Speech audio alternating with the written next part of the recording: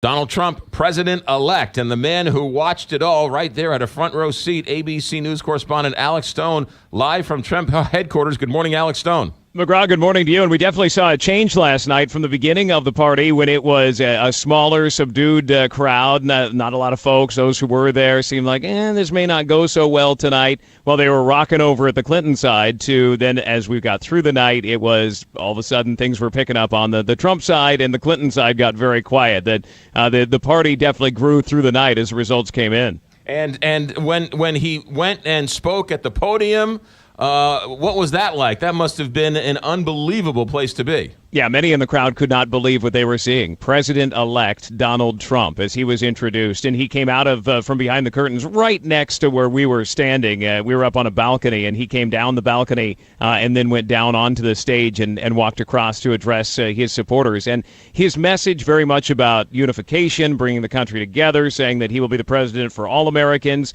Give it some time. We'll see. During the campaign, unification wasn't always the strongest suit there, but as of last night, he said he wants input from his opponents, that he is going to be the one to bring them together. He also spoke very nicely of his opponent, Hillary Clinton.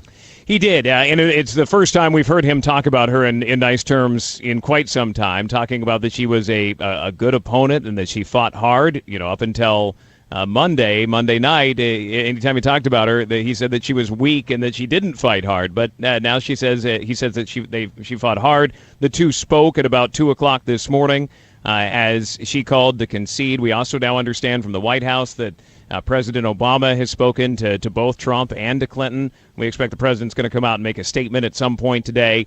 But there's been a lot of talking with Trump so far. He may not have gone to bed because I'm sure the phone is ringing off the hook. Do we have any idea what the conversation was like between Clinton and Trump last night? No, we don't know a thing. We didn't even know it had happened until right as he was coming out. He said it had happened, and then the Clinton campaign, some sources within the campaign confirmed that it did happen. But it happened right after her campaign came out and said she wasn't going to be speaking, which is odd because they said we're going to keep fighting and vote and count every vote.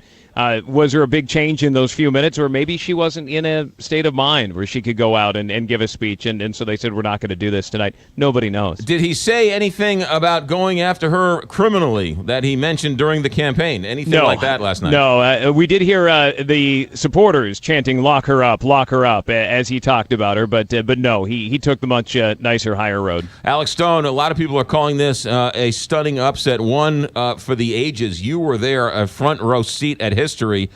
You saw it unfold live. What are you going to be telling your grandkids?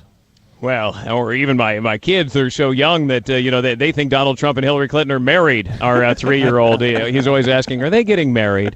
So in a couple of years, we'll explain what's really going on right now. It was really the whole experience, watching the passion, watching and looking at that map. If you look at the map across the country, precinct by precinct, there is a lot of red on that map, and the polls were just flat up wrong, and Trump had said it all along, and over and over again, you heard the pollsters say no, they're right, you got to believe them, but there were a lot of inaccuracies in the polls, and it showed last night. Yesterday, when we spoke to you, you said it was a smaller venue in New York. It was going to be a small, right? And Donald Trump never does anything small. It was almost like everybody thought, even Trump's campaign was planning for a defeat party as opposed to a victory party. Oh, very much so. It was a small venue, and early on there were very few people there, maybe 75, 100 people versus thousands who were at the Clinton campaign headquarters last night. And his campaign was starting to lower expectations, talking about if he loses, it'll be because of Republicans not getting behind him.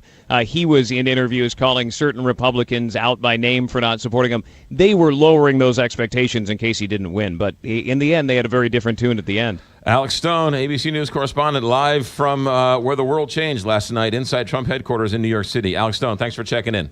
You got it. Thanks, McGraw. You got it. 6:55 here, Big 550 KTRS. And on a lighter note, I was looking this morning. There is a story in which the website, a lot of people were searching last night, Move to Canada.